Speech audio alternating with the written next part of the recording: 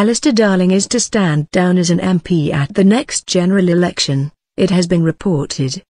The former Chancellor of Exchequer led the Better Together campaign against Scottish independence. The Labour MP told the FT newspaper that he wanted to step aside while he was still relatively young. And he spoke of his frustration that Labour had not used the no vote in the independence referendum as a springboard. Scottish Labour is currently seeking a new leader and deputy leader following the resignations of Johann Lamont and Ms Sarwar. Opinion polls.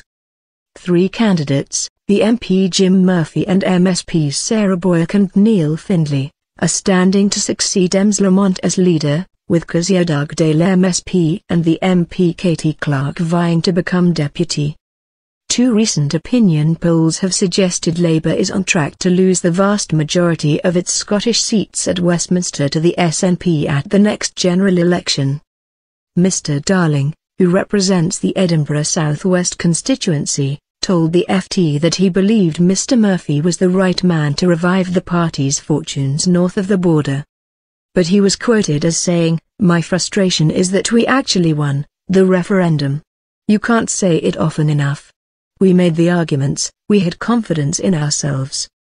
He also said he was concerned that a second independence referendum would soon be held in Scotland unless Labour was able to halt the SNP advance. Referendum land.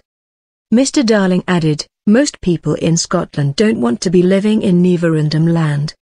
And he said he hoped to use his experience as chairman of Better Together to help the campaign to keep the UK in the European Union in the event of a future referendum.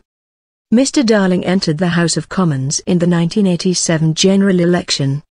He served as Secretary of State for Scotland between 2003 and 2006, having previously had responsibility for the transport, trade and industry and work and pensions portfolios. He replaced Gordon Brown as Chancellor when Mr Brown became Prime Minister in June 2007, holding the post until Labour's general election defeat in May 2010.